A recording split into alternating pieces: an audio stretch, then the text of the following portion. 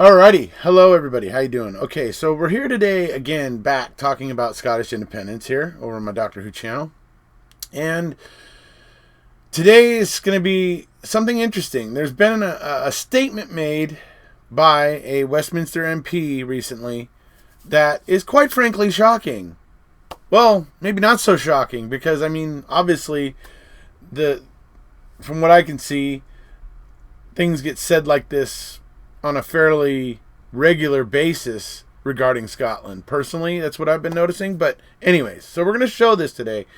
And it's just bizarre. So, what it comes down to is an MP by the name of Lisa Nandy recently made a statement regarding divisive nationalism, as she called it.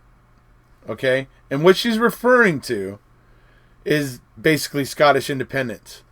You know, that half of Scotland wants to leave the UK. You know what I mean? Roughly half of Scotland wants to leave the UK. And so so she's coining the phrase that is divisive nationalism. It's her right to say that. However, she goes a little bit further in her explanation of how to deal with divisive nationalism. And so I'm going to go ahead and show you her statement right now that she originally made. And then I'm going to play for you a clip of what actually happened during the Catalonia independence referendum in Spain. I'm going to play you some footage of what was going on there and the type of example that she thinks the UK should look to deal with divisive nationalism. Right? Okay, so here we go. Let's move to her statement and then we'll move to the footage. Okay, so this is the quote in question, really, that she made that started this kind of this whole sequence of events here. So she says in an interview to the BBC's Andrew Neil show, Miss Nandy said that socialists across the world had been beaten over and over by nationalists. Now what she means is not physically beaten, but she's meaning they're getting beaten in the polls, which is democracy in action. She added, we should look outwards to other countries and other parts of the world where they have had to deal with divisive nationalism. That's what they're calling Scottish independence. That's what she's referring to. And seek to discover the lessons where, in these brief moments in history, in places like Catalonia and Quebec, we have managed to go and beat narrow, divisive nationalism with a social justice agenda. Okay, well, let's cut to Catalonia. I'm eager to see this social justice agenda that she speaks of in action. So, all right, here we go.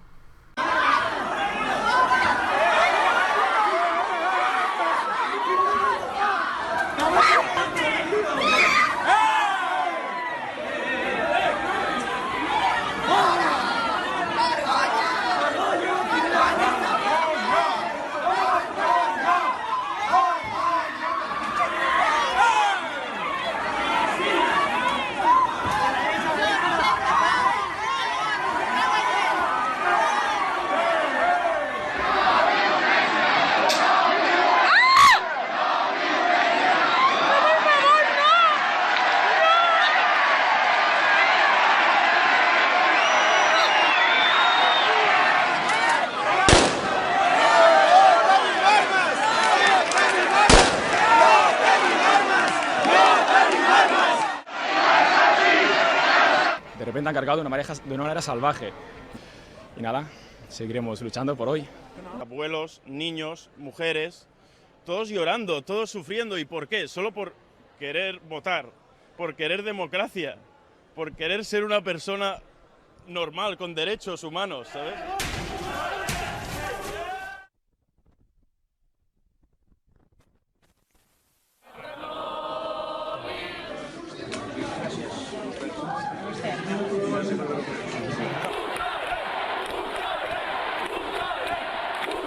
L'ús injustificat, irracional i irresponsable de la violència per part de l'estat espanyol no només no atura el desig dels catalans de poder votar pacíficament, democràticament,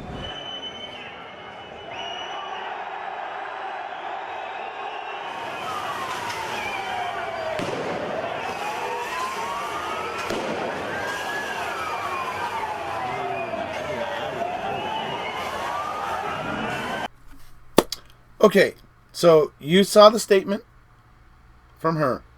You saw what went down during the Catalonia independence referendum. Okay. So, I'll leave people to make their own judgment on that. Okay? So, what I want to do now is I just had the, good fortune of being able to read this very, very well-written open letter today by a gentleman named Mark Frankland. He's a popular blogger and stuff over in Scotland. And he wrote this letter today in regards to Lisa Nandy. And it was just very well said, very well put. So I'm going to go ahead and read it for everybody here now. So, all right. Here we go. It says, "Dear Lisa, I have just watched your interview with Andrew Neil, and I am absolutely furious. Furious enough to slam a few words down on paper in the form of this open letter. Some background. I was born and raised a few miles up the road from the constituency you now represent, Blackburn. In 1989, I became the white half of a mixed-race couple. Soon, we had 2 brown boys, and by the mid-90s, it was abundantly clear Blackburn was no place to raise 2 mixed-race boys. A septic tide of racism was starting to seep into every brick of the town, and the BMP were strutting their stuff. So we ran. We fled 100 miles north up the M6 and found ourselves a new future in Scotland. I never felt English, but after 25 years, I feel very Scottish. They call us New Scots up here, and being New Scot has meant my 2 boys have had a chance to grow up in a country where racism barely exists. The BNP never managed more than 1% up here. UKIP and the Brexit Party never made it past 4%. How dare you make up fairy tales about narrow, divisive nationalism, and how dare you criticize the Scottish government for a record which you describe as frankly appalling. I think it is time for a few home truths. We still regularly visit my wife's family who live in Lancaster. When they need to go to the general practitioner, they have to wait over a month for an appointment. We get one in no more than 2 days. That's the Scottish NHS compared to England's and Wales.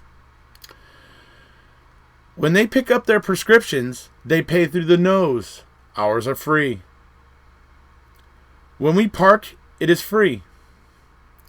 When my nieces and nephews look to university, they have to get their heads around the idea of living with a minimum of £30,000 of debt. If they live up here, it would be free. English prisons are overcrowded to boiling point. Dumfries Prison is seldom more than 70% full. At 8 o'clock in the morning in Lancaster, almost every shop doorway is home to a homeless person. In Dumfries, there is not a single one. And I know about this stuff, by the way. I manage the region's largest food bank. A few months back, I handed out a food parcel to a young lad who had been made homeless in Manchester. After a few weeks on the streets, he decided to make use of his last worthwhile possession, his bike. He hit the road and headed north.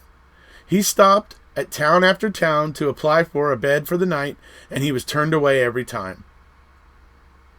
Wigan, Blackburn, Preston, Lancaster, Kendal, Penrith, and Carlisle, until he crossed the border into Scotland. And when he applied for homeless accommodation in Dumfries, he was given a room for the night straight away. So how dare you take to the airwaves and accuse my government of a frankly appalling record? Fair question, Lisa.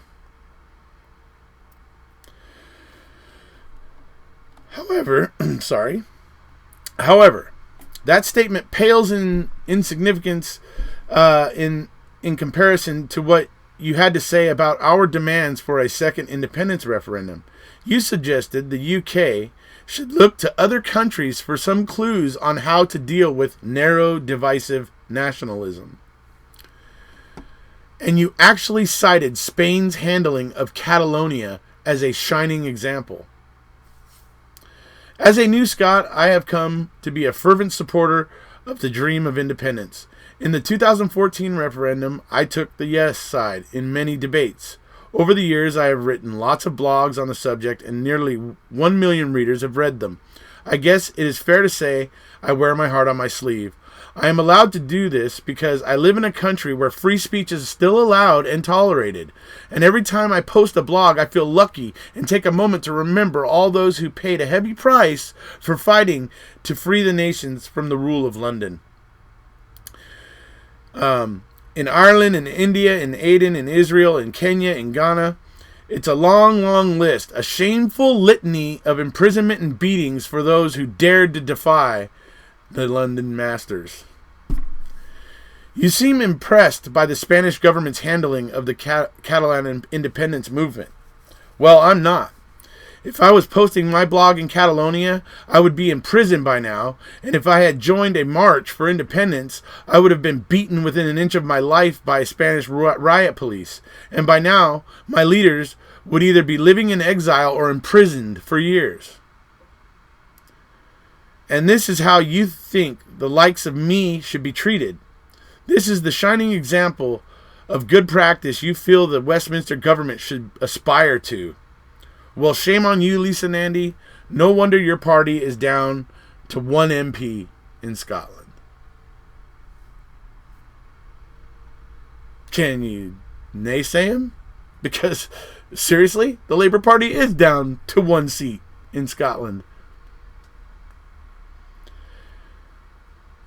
I will say that it was rather funny because I also saw that one Labour MP in Scotland just wishes all the Westminster MPs would shut the hell up about Scotland because they don't know what the hell's going on.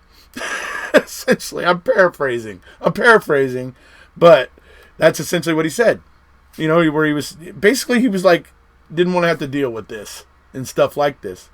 It wasn't something he was looking for, and it's a careless statement made by Lisa Nandy. I mean, you guys saw the footage. Spain's handling of that was atrocious. It was absolutely appalling. If there was anything that was appalling here, it wasn't the Scottish government's frankly appalling record. It was the Spanish government's frankly appalling treatment of voters in a democracy. So, yeah. Ultimately, when it comes down to it, I mean, I just think Scotland has no friend in Westminster. And, you know, it's unfortunate. It truly is. And if another independence referendum does happen, if it does come around, I advise the Scots, that when those English MPs and everybody starts coming up north of the border and smoozing you and telling you all this and how better together and Scotland will always be an equal and just please do yourselves a favor and just say, yeah, you said all that last time, and just send them packing. I mean, you don't need them there. They're not necessary. It's the Scottish independence referendum. You don't need Westminster poking their nose in it. So, but anyway. Listen, they're going to come up and lie again and schmooze and do all those things just like they did the first time. But what happened after the first time? What did they do? Within a year or two, they were leaving the EU and creating this, turmoil.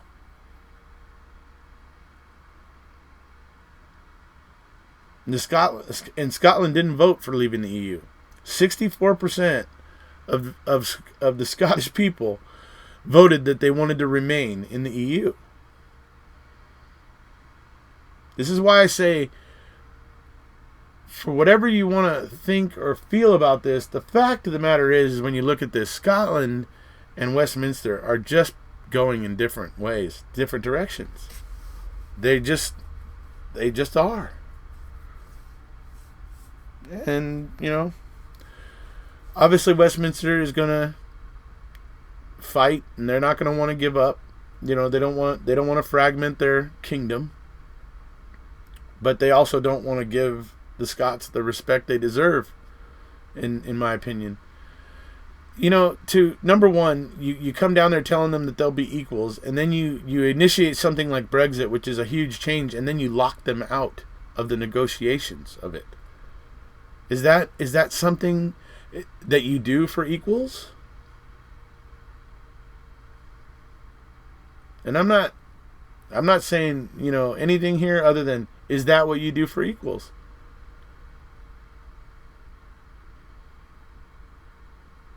I mean, that's what it comes down to. I just see it constantly over and over again, the theme of Westminster just thinks very little of Scotland, but doesn't want to lose Scotland. And I think that has a lot to do with the fact that Scotland is in control of such a large share of the national resources, that come from Scotland. I mean, they have most of the water, the fresh water is locked up, basically in Scotland's locks and lake. It has one lake in Scotland. So there's, they can kind of control all the fresh water. SMP and the Scottish government have been very, very diligent in building alternative energy, windmills. They make energy from the tides, and all that kind of stuff. And they basically create enough energy to support themselves at this point, and they even power some of North Wales. So the national resources, I think, is a big reason of why Westminster is afraid to lose Scotland.